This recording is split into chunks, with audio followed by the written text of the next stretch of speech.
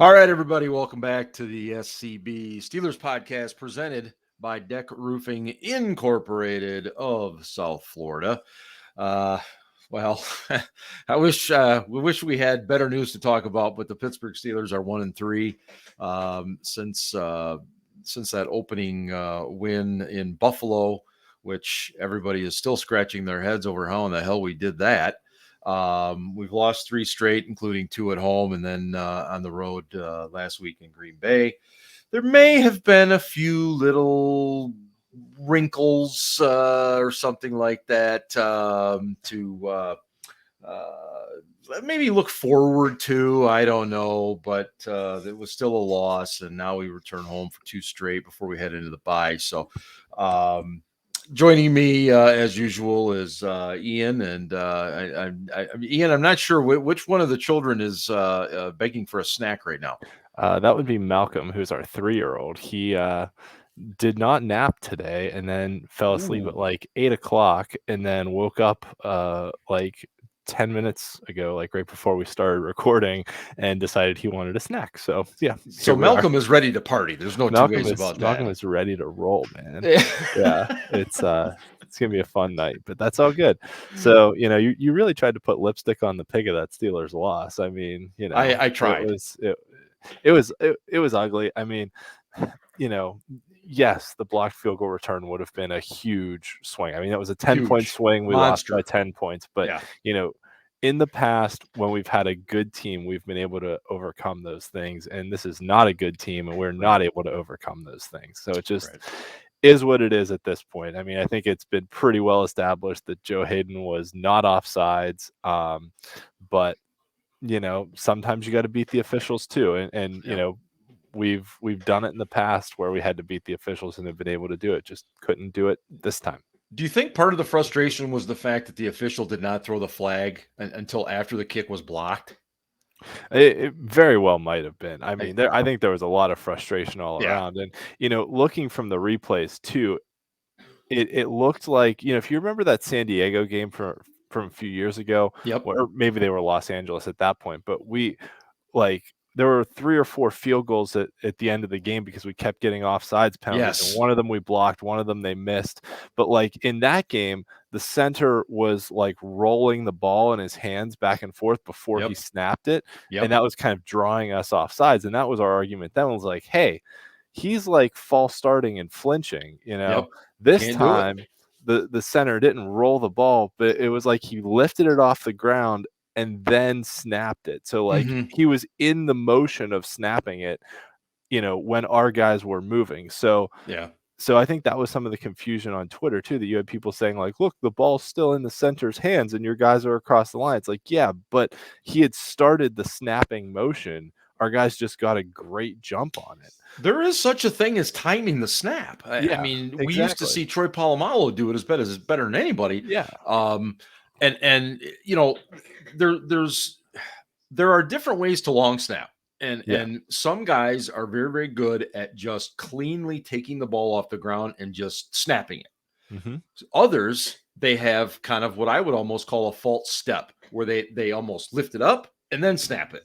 Mm-hmm. And to me, that's what their center was doing. Yeah. And when I saw that initial motion, I'm like, hey, that's the start of the snap. You go. And I mean, as we know, I'm sure if we haven't already gotten the apology from the league, sorry, we blew that one. If at all, we probably won't even get it. But probably not. Not. It was a frustrating play, like you said. That's a 10-point swing, and I'm not saying in any way, shape, or form that would have meant that we would have won that game, but. Man, what a huge difference from. And it was a momentum changer too, because not only did they get that field goal, but then they got the ball after halftime and came out and scored another touchdown. So there was if we go into the half with that momentum of having the lead, maybe they still come out and score a touchdown, but it changes the complexion of the game. And it changes the momentum and but big time. We're at this point, we're not good enough to overcome a bad call.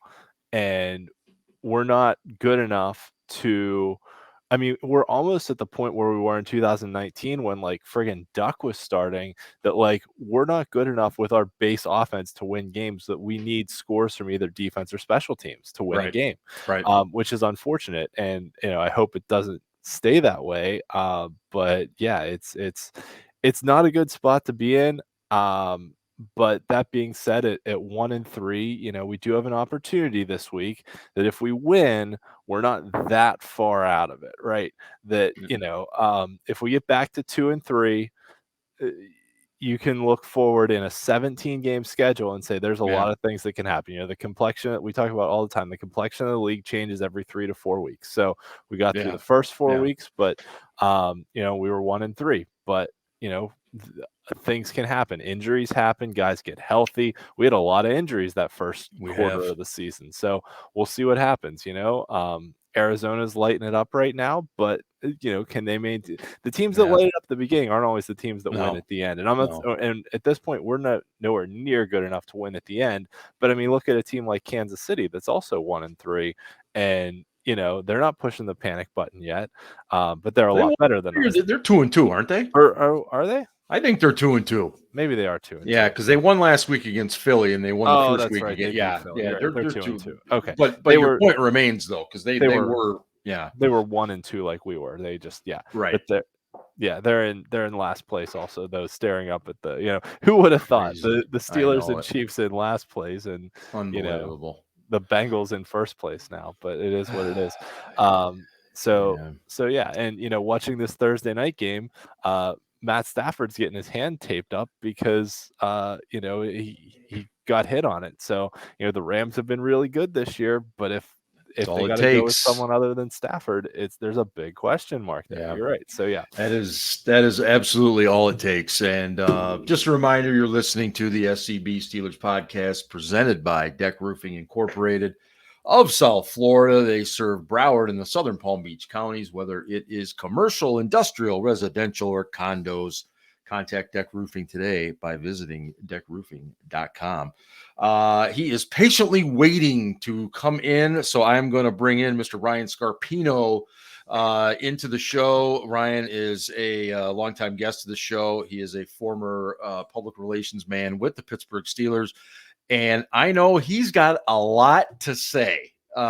He's got a lot to say, and we are glad to give him the avenue with which to say it. So, Ryan, welcome back to the show. How are you tonight?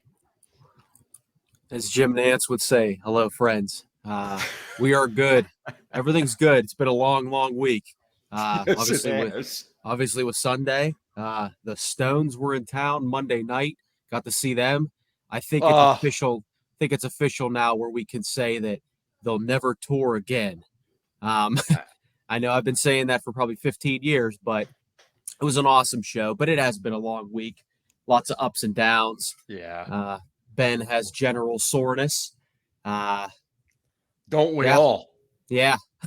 Hey, I saw the Stones in I think 93 or 94, and I thought that was it. So I'd never say never with those guys, man. But yeah, glad you got to go to that, because seeing the Rolling Stones is something everybody should do at least once in life in concert. It's just that awesome.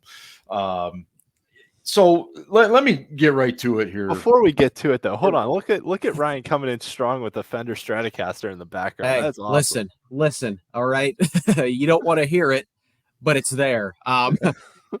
Eddie Van Halen died a year ago yesterday. I know time is crazy, but that's my pride and joy. Nice. Stevie Ray Vaughan pun. But that's a 57 Strat. It's a 50th anniversary. But yeah, I got my terrible towel. We're good to go. Love it. And more importantly, what's everybody drinking tonight? Because I haven't covered that yet either. I'm drinking Powerade. Powerade. Well, we'll just pretend there's vodka in it. Ian, what do you got tonight? I've got a Penn Brewery Oktoberfest. Very nice. And I refuse to pull out my Terry Bradshaw bourbon until we win. So I'm just going with the Yingling Light tonight, and that's it. That's just it. I'm sticking with it. Ryan, you've been in the facility when the Steelers have been up, and you've been in that facility when they've been down. What's the general feeling going on in there right now? You've lost 3 straight, 2 of which were at home. There's a lot of people looking at each other right now. A lot of fingers pointing. Well, this has got to get better. That's got to get better. I mean, what's going on inside that organization? Yeah, I lived through the 2013 season where it was 0-4 and then 2-6, so 2 times, 4 games under 500.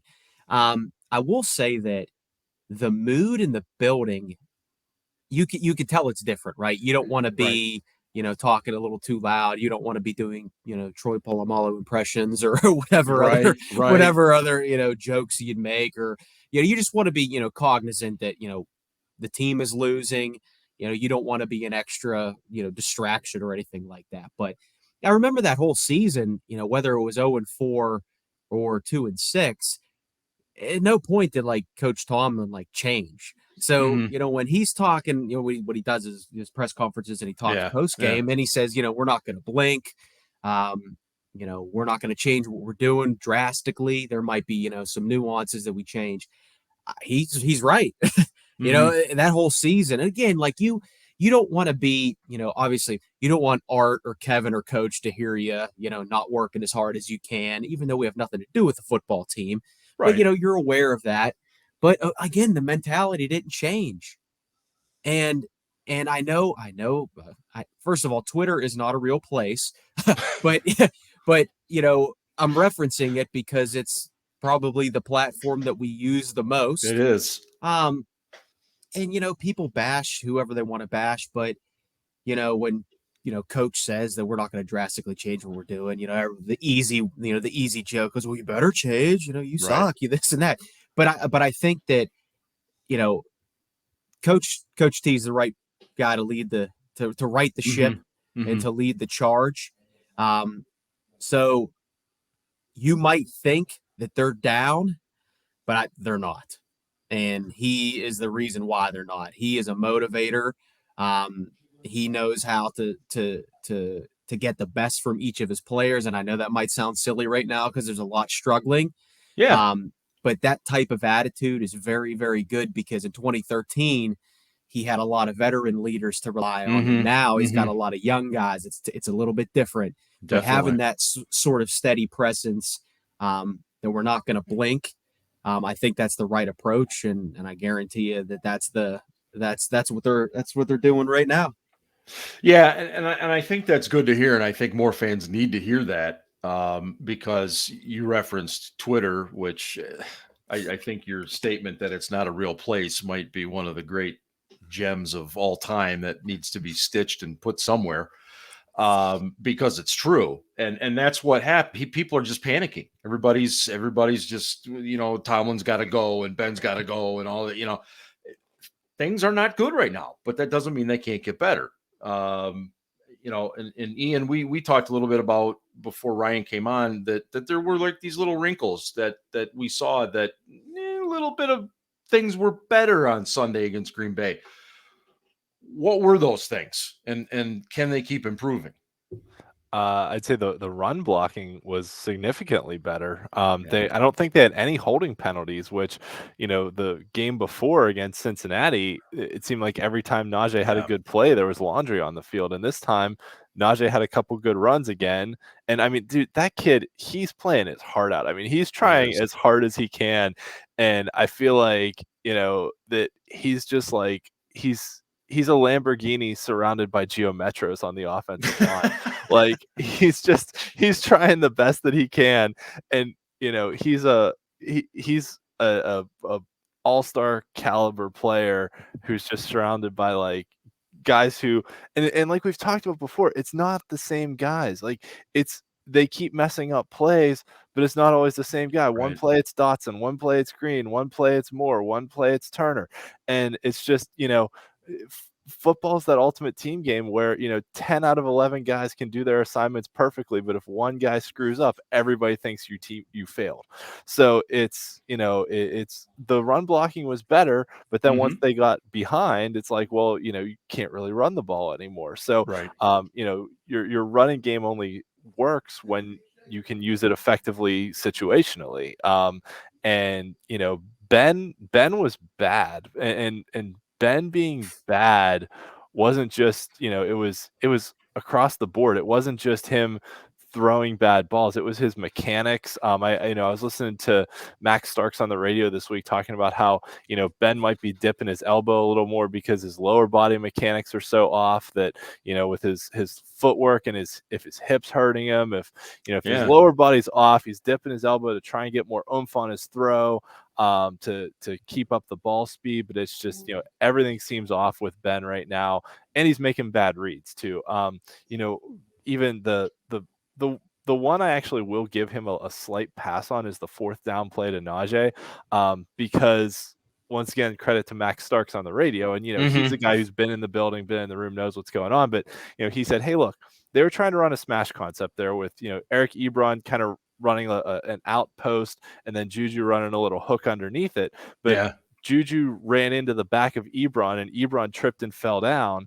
And so, looking to that side, Ben's first read is Ebron. Okay, he's on the ground. His second read is Juju. There's 2 guys covering him. So his third read then is Najee on the swing pass. And that's kind of where he had to go with it. And everyone wanted to roast him for not going to Freiermuth on the backside. But, that's your 4th look on that play. And, that's true. On a 4th and 4, with how bad the offensive line is, the clock in his head's probably screaming, okay, 1, 2, 3, we got to get this ball out. So I'll give him a slight pass on that one. Slight.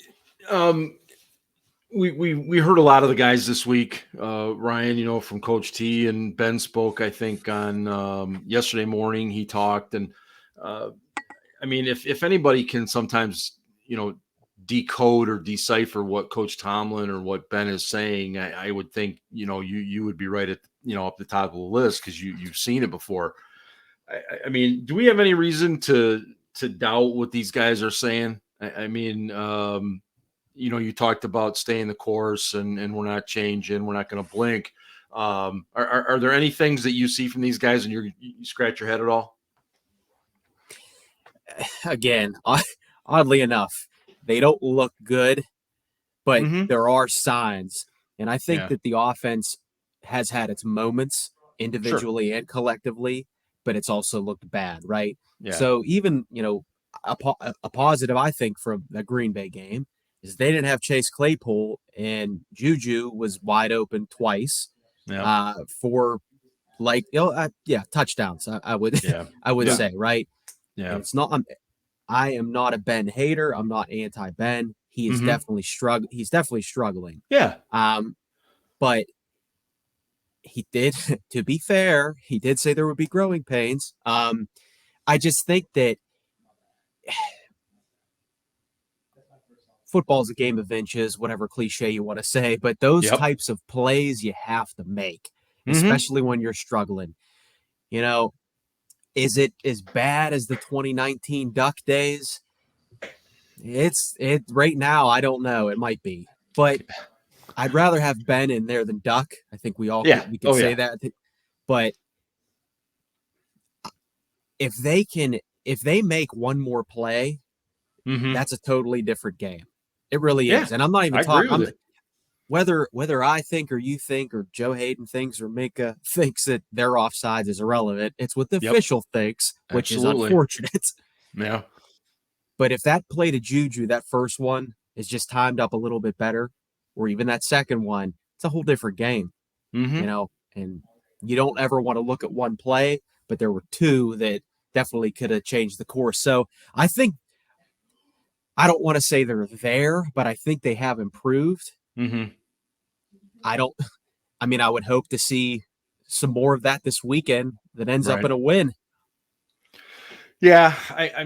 There's a lot of people that feel that this is a game that we are, how should I say, that we have a very good chance of winning. Denver's 3-1. They've beaten the Jets. I'm trying to think of who else they've beaten. Jacksonville. So it's not like they've been world beaters, and they were handled pretty well by the Ravens last week. So I just, and plus they're banged up too. And I get the feeling that a lot of people think, hey, if this team is going to start getting things turned around, then it's going to happen this week. Ian, we talked a little offensive line, Ben. I mean, what about defensively? Because I don't know that the defense is necessarily playing great, but I don't know that they're playing as bad as a lot of people think either, because when you look at a lot of the statistics, they're doing pretty good. They held Aaron Rodgers to a very low completion percentage. They held Joe Burrow under 200 yards passing. I mean, what should we look for this week from the defense? Yeah, the Giants were the other team they beat, just for the record. So the teams that they've beaten this year are a combined 2-10. So just throwing that out there. But defensively, I mean, Teddy Bridgewater is a pretty accurate passer, and he gets called a game manager and stuff, but he was actually pushing the ball down the field a little bit. I mean, they've got a couple good receivers with Jerry Jeudy and Tim Patrick, and a good running back in Melvin Gordon, who tore us up last year when we played them. And, we credited Mike Munchak a lot with that, hey, he schemed that up for those cutback runs and things like that. That's right. The big difference last year was they came in with Drew Lock, and then Drew Lock got hurt and had to bring in a backup. Whereas this year Lock is the backup, and they've got Bridgewater starting, although he's concussed. And, Tomlin said they're going to prepare as if Bridgewater is going to play. And, I'm almost at the point where I feel like if Bridgewater plays, I don't know if we win. Like, I think if Bridgewater plays, we lose, but if Locke plays, I think we win. I just think Bridgewater doesn't make mistakes. Yeah, he pushes the ball down the field, he finds open guys, but he's a middle of the road quarterback. Like, he's not going to go out and win you a bunch of games on his own, but he's not going to lose them for you either. And I don't know if we're at the point where we can overcome enough of that. And their defense is really good. And that's the thing. Yeah, it's like, you got Von Miller, you've got some other dudes on that defense who are just beasts going up against our offensive line. So, even if Bridgewater puts 20 points on the board, that might be enough to beat us. So, whereas Locke's a turnover machine, and Bridgewater isn't, is the big difference to me. Is Locke will turn the ball over, and Bridgewater probably won't. So, but you asked about our defense and what we can do. Cam Sutton potentially being injured is a big deal, because they used him to match up on a lot of top guys this year. I mean, they were having him kind of shadow Darren Waller against the Raiders. They were having him shadow Devontae Adams some of the time against the Packers. So, Sutton's been a big part of this defense this year. Minka's had some really close chances. He needs to catch the ball. It's just, I'm a big Minka fan. You've known this about me. Sure. I'm a big Minka fan, but he just, there have been a couple plays where I'm like, okay, last year he made that play, couple balls that like fell through his arms to the turf or things like that he's just like a hair off on. And like Ryan said, it's a game of inches. And having TJ Watt and Alex Highsmith back made a big difference last week, but you could tell they weren't even fully healthy either. Getting those guys back, potentially getting Stephon Tuitt back at some point this year, hopefully, reports where he was in the building this week practicing, so we'll see when he's able to come off the PUP list. Having Devin Bush continuing to work his way back from his ACL injury. Remember, we're not even a full year removed from that yet, that he's out there on the field, kind of still working his way back. Joe Schobert's been pretty good, but it's just, the guys have to go out and make plays and get turnovers. That's the big thing, is we're not getting the turnovers we were getting in years past either. Yeah, that's a good point. And we can all remember the years when we weren't getting any turnovers at all, and it was like being in a desert and you couldn't find water. And then all of a sudden we got into the years where we're getting them every game, and now it feels like if it weren't for Watt stripping the ball every once in a while, it might be that bad. But Ryan, have you heard anything about Stephon Tuitt? Do you hear anything there that that when he's coming back? Will we see him this year? Any of that stuff? I don't know.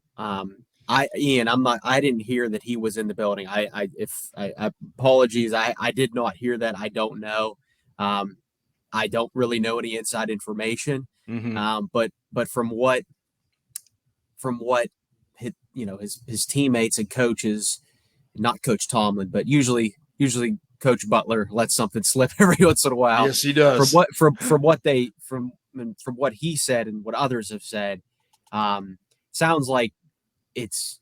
And then I believe Jerry Dulac for the Post-Gazette also had said that he's dealing with something undisclosed. So, right. I don't want to speculate what that is. Obviously, he had a unfortunate and tragic situation happen with his brother in the summer, which obviously is heartbreaking. And I don't want to speculate if that's what it is, but I can say that if that happened to me, I'm sure I would obviously need time.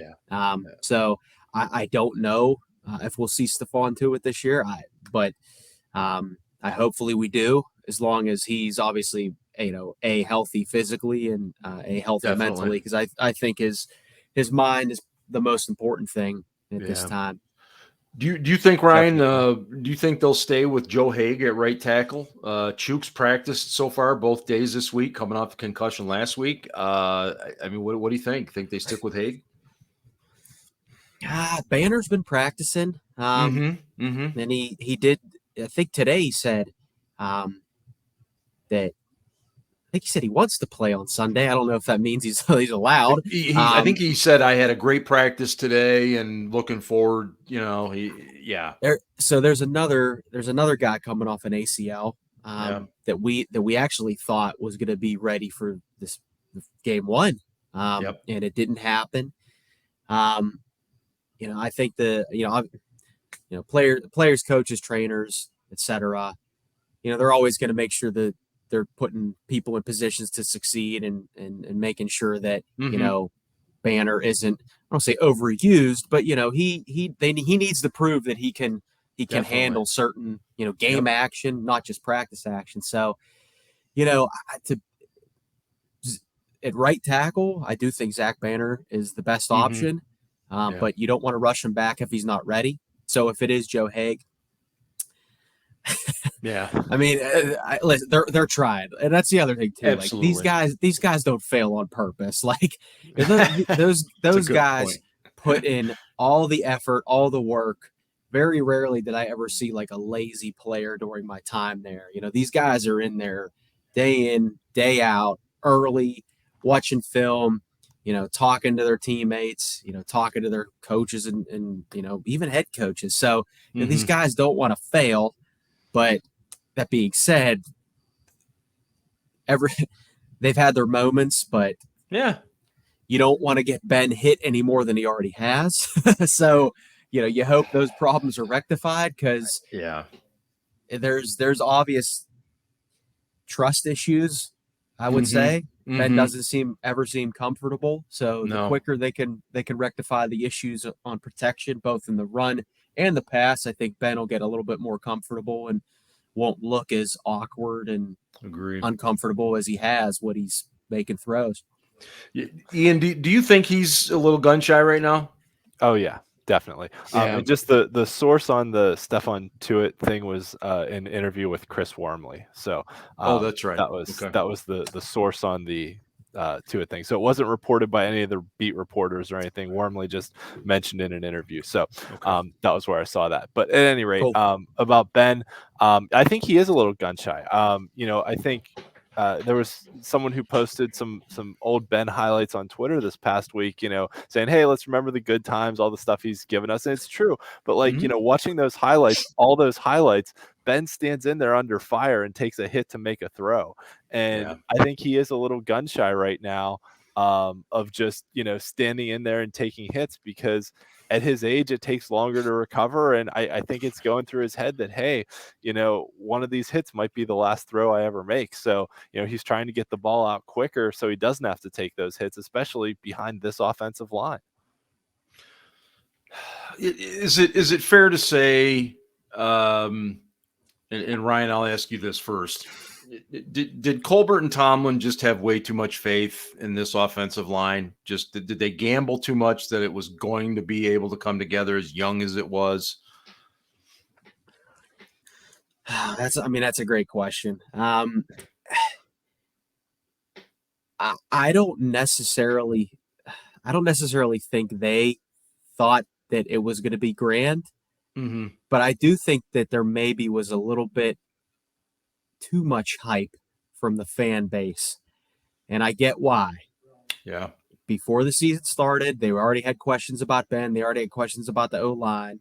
And Steelers Nation's very prideful, and they're like, no, we're gonna win the North. And every time someone would compliment the Browns, they would be like, oh well, they only beat us once in the last couple years. And I think that sometimes that arrogance is a fan base, and all fan bases are like this. But I think sometimes that arrogance that the fans show, sometimes that projects on the higher ups at the Steelers. And I'm not saying that they act that way. I'm saying that once it all starts moving, it's easily to say, well, they probably thought the same thing. They thought that we were going to be good too. Well, I mean, who doesn't think their team is going to be good? But that being said, they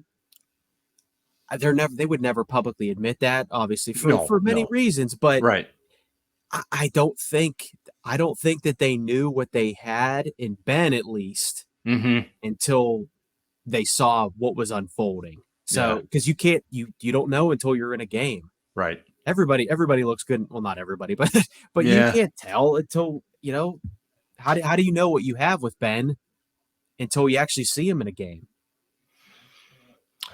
Yeah, I'll ask you that same question. Did Colbert and Tomlin just really kind of? I don't want to say they erred. I don't want to say they gambled. They gambled. It was a gamble. Yeah. So, and I think what the gamble was. I should have said gambled because I said it all last week. So I think what the gamble was, to put it in full perspective, was that they thought the defense would be good enough to carry them through the first half of the season, while a young offensive line found their consistency. And that I think they looked at, Ben's last two games from last year, were the playoff game against the Browns, where he threw for, what was it, like almost 500 yards or 400 plus. It was like throws. Like an NFL record for a playoff game. And then the Indianapolis game, the second half of that, where he pushed the ball down the field and brought us back and said, okay, these last 6 quarters, and we've talked about it a lot on the show, that the second half of last season, after Ben injured his knee in Dallas, like if they hadn't been undefeated, he may have taken a week or two off to rehab and get better, but they were undefeated and they wanted to keep it going, and it is what it is. And, that was really when the dink and dunk stuff started to happen. So, you look at those last 6 quarters and say, okay, we've got a quarterback who can still push the ball down the field and is good enough to read defenses. We've got wide receivers in Chase Claypool and Deontay Johnson and Juju Smith-Schuster who can make plays with the ball in their hands and, extend things that even if we have to throw it short, they can get yards after the catch. And, we're going to draft a running back that can actually see the holes properly and hit them, because that was one of the problems last year too, was that, running backs were just missing the holes. Benny Snell did it all the friggin' time. Yeah. So you put all that together and you say, okay, the gamble is we know we have to transition the offensive line. And I don't think that, after last season, they probably never thought that David DeCastro would be gone this year. I think that's something that gets forgotten a lot. They thought DeCastro would be here, but he had a deteriorating ankle condition that needed multiple surgeries. They invested mid-round picks in a center who they expected to start. Okay, maybe it's a little late, but okay. And then a tackle who was not expected to start, but now is your starting left tackle just because of other injuries. So yeah, it was a gamble, but the gamble was they thought everything else would be good enough to carry them while this young offensive line gelled together a little bit. But then, DeCastro left. They had to sign Trey Turner, who wasn't great last year anyways, and has been hit and miss this year. Yep. And we talked about this last week, that they've got Kendrick Green making the calls on the offensive line and like calling out the protections. Not Trey Turner, the veteran, Kendrick Green, the 3rd-round rookie who they drafted, who'd only played center 7 games in his college career. In his career at Illinois. Yeah. So, it was So there's some transition there happening. And maybe some of it is they're trying to also set things up for whoever the next quarterback is, that the line stinks this year, but if some of them start to gel together, maybe you've got that good line in place for the future, like you had for years with Pouncey, DeCastro, Foster, all those guys that you had in front of Ben. So there's some planning for the future, which you have to do for an offensive line, but there's also that all the rest of that gamble didn't pan out, right? Stephon Tuitt got hurt. Tyson Alulu got hurt. Devin Bush is still working his way back. TJ Watt got hurt. Alex Highsmith got hurt. Joe Hayden's already missed a game.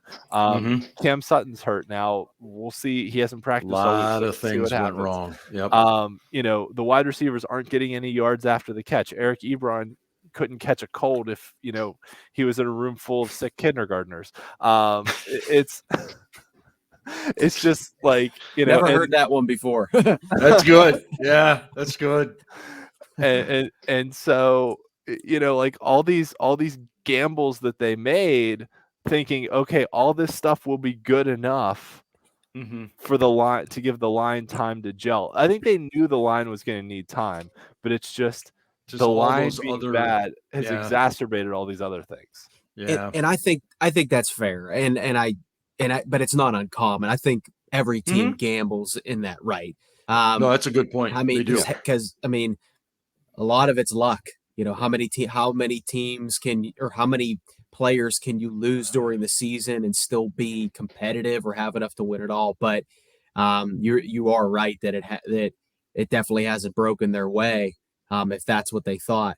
And I want to plug this real quick because I've been thinking about it all day, but I mentioned, why would Ben want to come back today? I tweeted it. If he had those conversations with the higher ups and said, hey, listen, I want to come back. I'm willing to compromise, but when push comes to shove, I got to be me, right? Yeah. And if the higher up said, okay, Ben, that's cool, we'll compromise. And then, if you need to draw up plays in the dirt to get us a win, whatever. But if he had that same conversation and the higher up said, no, absolutely not, you're doing what we're doing, and that's just the way it is, then why would he want to come back? So, so when, someone like Charlie Batch, who I greatly respect, says that Ben really doesn't have the, opportunity to check out of a play because he would never run this play knowing that it's zone. And I find it hard to believe that Ben Roethlisberger doesn't know how to read a defense anymore. But also I find it hard to believe that he can't check out of a play. That's just me.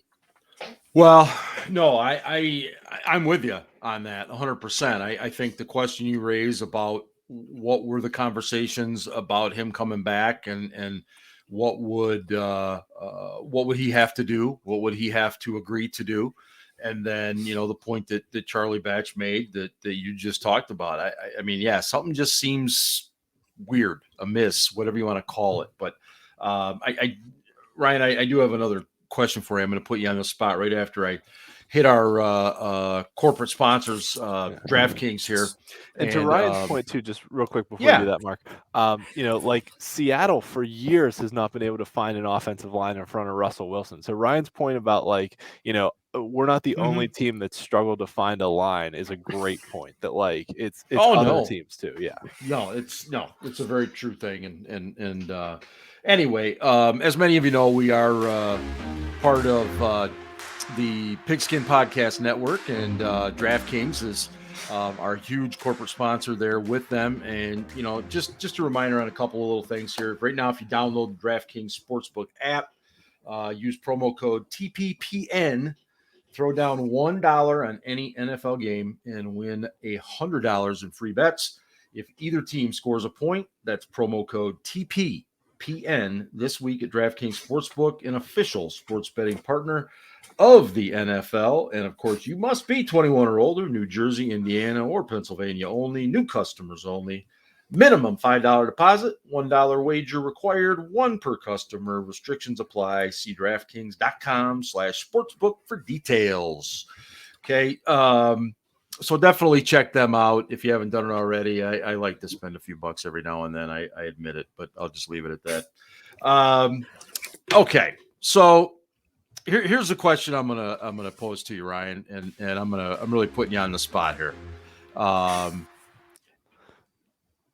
The Steelers lose the next two. They're 1-6. Ben doesn't play well.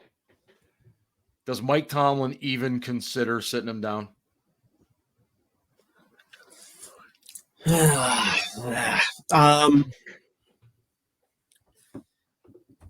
will say that earlier this week, Ike Taylor on one of his shows, he mentioned that here's what's going to happen. They're going to use the injuries as an excuse. Sure. Yep. So I don't think it's going to happen now. I don't think it's going to happen now, and I don't even think, because I look at it this way: even if they lose the next two, it's 1-5. Yeah, 1-5. I'm sorry. Yep. At Cleveland, who knows? But then they got the Bears and the Lions at home. That's true. So there's a chance. And then if they split these two games, lose to Cleveland, but beat the NFC North at home, they're 5-4 after 9 games. Which any of us would take at that point. Yes, and I don't see it happening now, and I don't see it happening unless Ben is hurt. Yeah, they will they will have to literally cart him off the field. Like, I don't see it any other way. No, I don't either. And I think obviously there's room for improvement, but he doesn't look comfortable. No.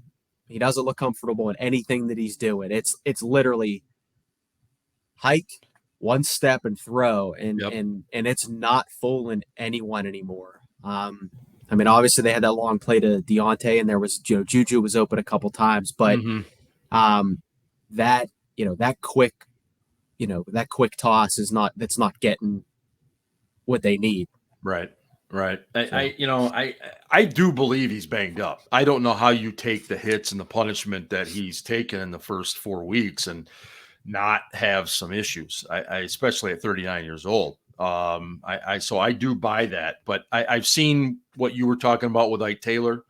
I've seen several, talking heads, if you will, make those comments about, the injuries will be the reason if ultimately Tomlin has to make that decision. Ben, and Ben better than I do. I get the feeling he won't really want to talk about the injury stuff if he ends up having to sit, and I guess we'll cross that bridge when we get to it. But to me, it seems like he's a couple of successful plays away from getting the mojo back a little bit.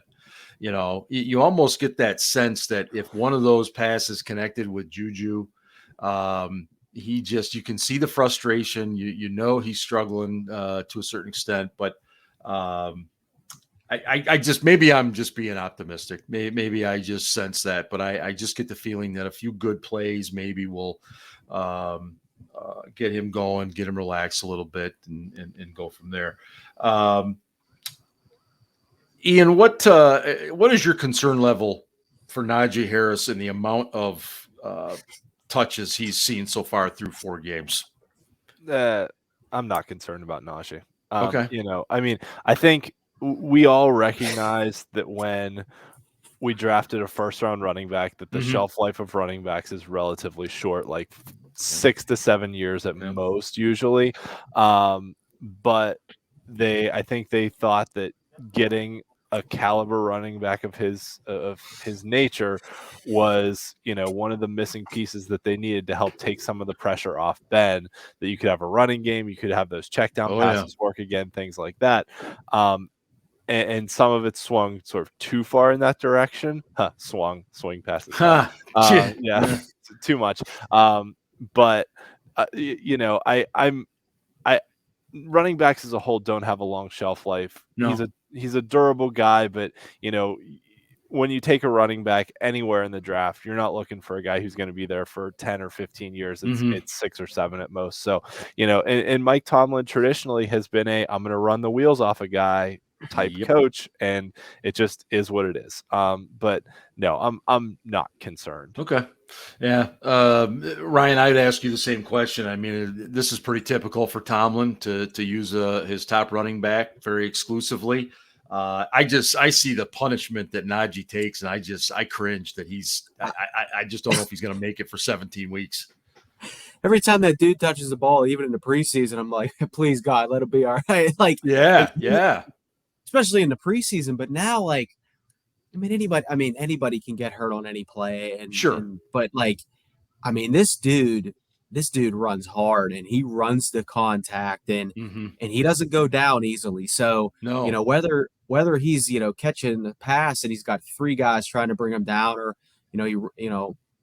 he's running and he's got 6 guys trying to bring him down. Like every time, that whistle doesn't blow right in enough time, I'm just like, oh, I hope he's okay, because I hate to say it, but we're so starved for and I'm James Conner was a good running back. He had his injuries, but we're just so hungry for that game breaker, right? Yep. Because of last year, because it was the run effort and run game was so poor.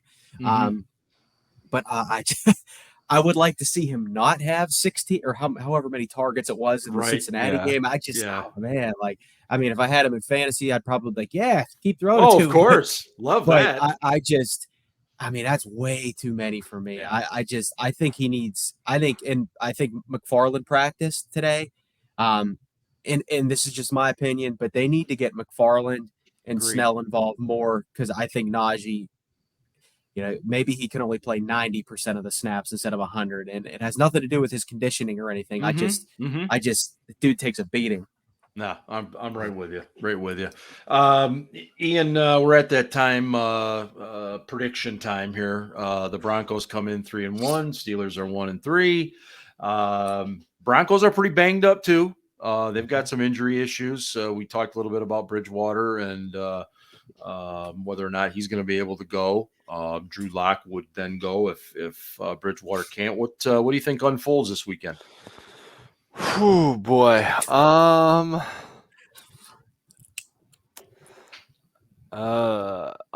gonna go against my call of what I said before. I'm gonna say Steelers 20-17. Yeah. I almost said 17-16 because we're 1-point favorites, just to hit it right on the Vegas line. Of course, but, why not? I'm gonna go 20-17. 20-17. Okay, I like it. Scarps, what do you got, man? You feel good this weekend, or are you still struggling? I am. What am I? I don't know. They should have beat the Bengals and Raiders and Bengals at home. So I don't know. It's going to be close either way. Yeah. I think that I think that the Broncos, Williams and Gordon are going to be a tough group to stop. Too. Yep. Yeah.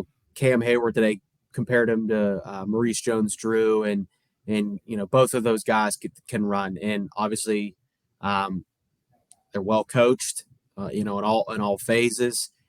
And I know this is a long-winded response, but no, you're fine. That's what we're here for. I'm gonna go 4 points either way, 24-20. Yeah, I'm almost right with you guys. I was gonna go 22-17, 23-20, somewhere in that ballpark. I think we find a way to do it. I don't know how. I think we're still going to see struggles with the offense. I think we're going to see some questionable things with the defense, but I just have a feeling we're going to be able to put things together this weekend and get it done. So yeah, anyway, I'm going to stop it right there. And any final comments from either of you two? We got to find a way to win at home, man. I mean, we're 0-2 at home. That's awful. When's the last time we lost 3 in a row at home? I mean, off the top of my head, probably 2003, the 6-10 year. That's what I was getting at. Yeah. Maybe. Yeah, that might be it. I thought I saw a stat that said the Steelers haven't lost their first 3 games at home since the 80s. I want to say 86. Don't quote me on that, but it's been a long time. I would go with that. Yeah. Anyway, Ryan, thanks so much again for joining us tonight on the podcast. Guys. And we love having you, man. And we will definitely be doing it again. But for 5-4. Love it. Yeah. Hey, you will be back 9. on. You will be back on immediately if that's where we're Remember sitting that. Anyway, this has been the SCB Steelers Podcast presented by DEK Roofing Incorporated of South Florida. And hey, go Steelers. Ravens suck.